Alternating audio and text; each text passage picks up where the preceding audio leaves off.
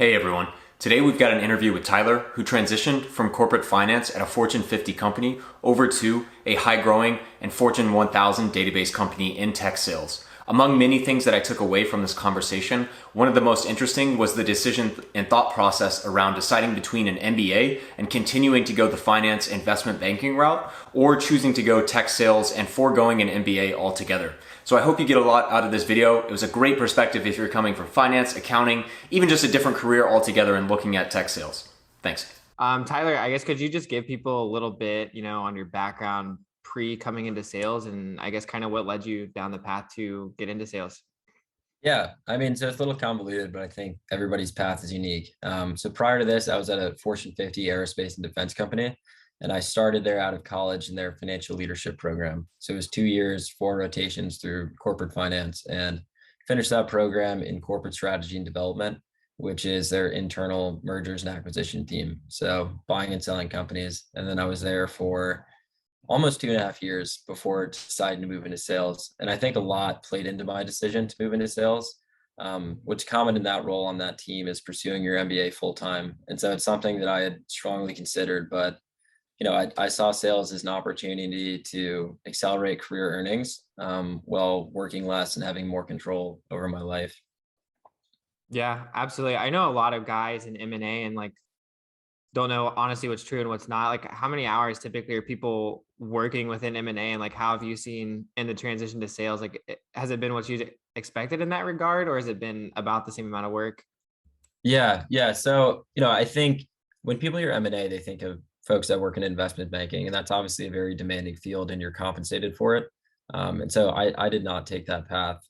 Doing M&A at a company, I think the hours vary pretty considerably, but at my company, we were probably pretty consistently working around 60 hours. And then, there were a lot of very big deals that happened while I was there. And then during those times, you're working closer to 6 to 7 days a week, and you had many nights in the office past midnight where you're expensing dinner. But I think what goes unnoticed when it comes to working in high finance is just the amount of bitch work that there is, to be completely honest.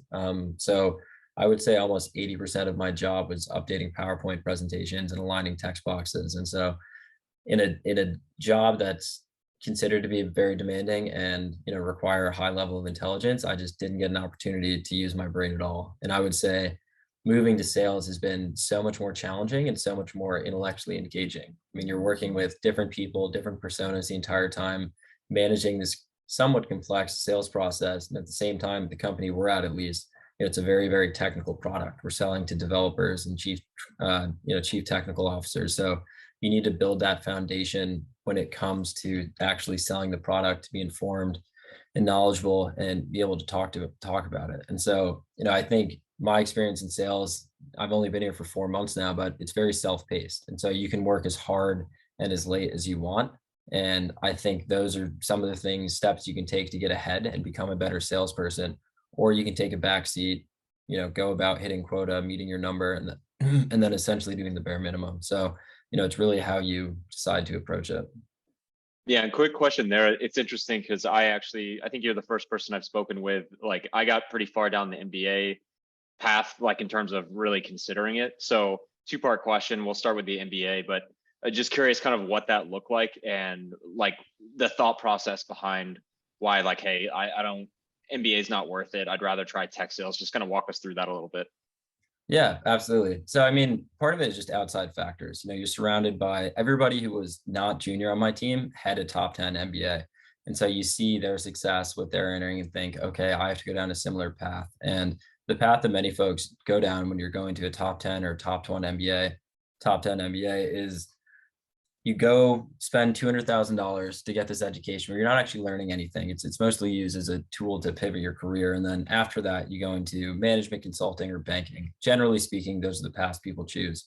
And you're in those career paths in consulting and banking for say 2 to 3 years, maybe longer. Everybody's unique, but those jobs again are not rewarding at all. And I talked to many management consultants at the big three consulting firms, and it's a lot of the same shit. A lot of tight deadlines, and this is now client services, and you're just rearranging text boxes, and there's not that much intellectual stimulation, and it's really similar in banking. And so I actually had interviews at some of those consulting firms. And I decided not to do it when I thought about what that career looks like. And a lot of folks just use that as an extension of, okay, I don't know what I want to do in my career yet. So let me go into these industries where I can make money, still differentiate myself against my peers.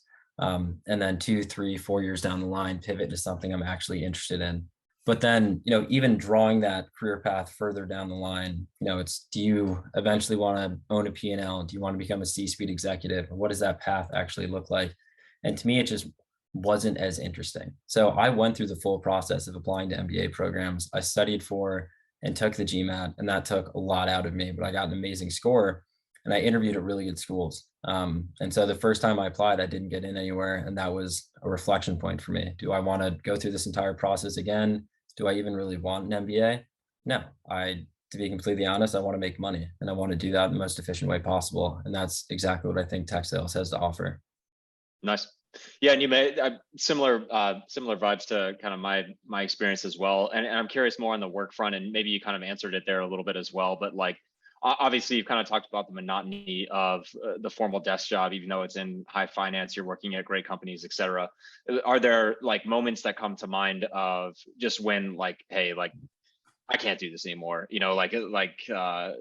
Maybe a low point and or just a realization like, hey, this has got to stop. Like, yeah, absolutely. So I spent a good portion of my time on the strategy and development team. We went through this massive merger, and following a merger, there's a post-merger integration. And so this is something that folks in finance would not have exposure to if you're in banking, if you're in private equity, if you're at a hedge fund. But when you're at a company, there are these other initiatives and they're trusted.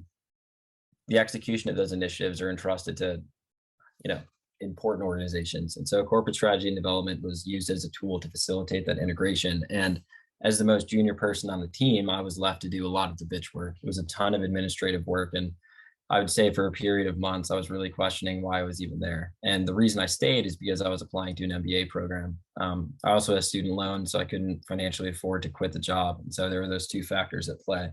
But it was really, really a low point. But I will say there were also some high points. I mean, my favorite part about working at that job is some of the deals I worked on, there's stuff that are on the front page of the Wall Street Journal. And I'm one of maybe 100 people in the world that knew those things were going on, was actually supporting it. And, was aware of those internal conversations between senior executives. They're flying back and forth in helicopters and planes and making these deals. So that part's really, really interesting. You feel like you're a part of something so much bigger that's moving markets, but the trade-off is just, it wasn't worth it for me. So a couple more questions before, kind of like let you go here. What I guess like you've made the switch to sales now. Granted, you've been in it for I think 4 months at this point. Like, how are you enjoying it compared to finances? Are you glad you made the switch? Right. Obviously, there's a little bit of a bump. Like finance is definitely one of those more adjacent fields compared to like engineering that Eric and I took ourselves. I guess like overall, just how are you feeling about the transition?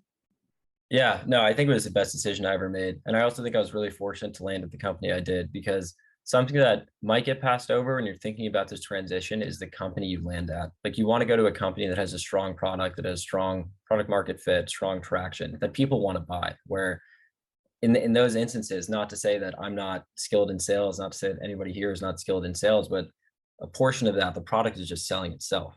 And so that's, I think, really, really important in looking at that transition. And something else that played a large part in my decision is my dad. So my dad spent a career in public accounting and then moved to C-level positions at companies, and just recently actually moved into tech sales. He's chief revenue officer at this, data migration startup. And, his advice was, this is so much more fun. Like, you're the one who's going out and bringing in revenue for the company.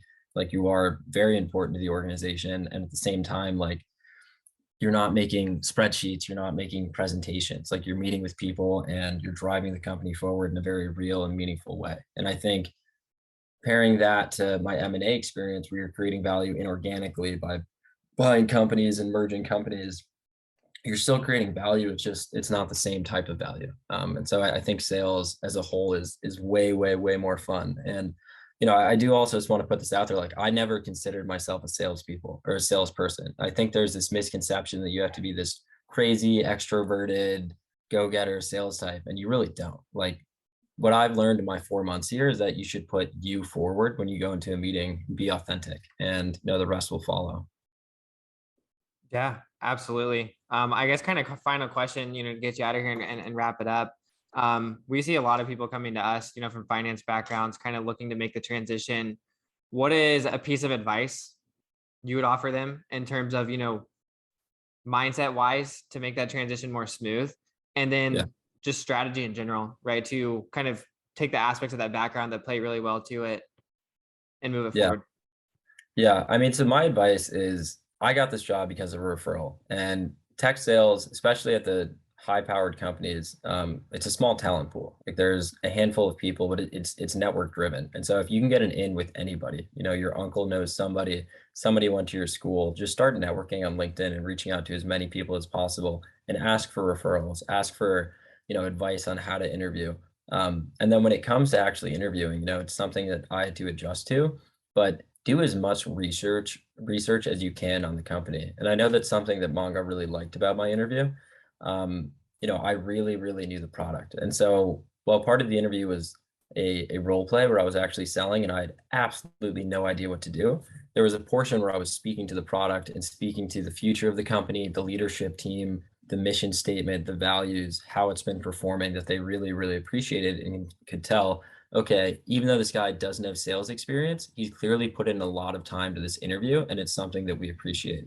Because at the end of the day, when it comes to sales, like it is a numbers game, and they want people that are driven. So find a way to sell yourself in those interviews, and I think you'll find the right opportunity. All right, guys. Sweet. Thanks so much. That was our interview with Tyler. If you guys are interested in transitioning to tech sales, we have the website, guccirecruiting.com. Fill out the form, questionnaire. Might be able to get you some roles as well. We also have courses for people trying to transition, fully comprehensive from the interview stage, the research stage, negotiation of offer stage, and all of that. So check us out on the website and hope this video is helpful for you guys.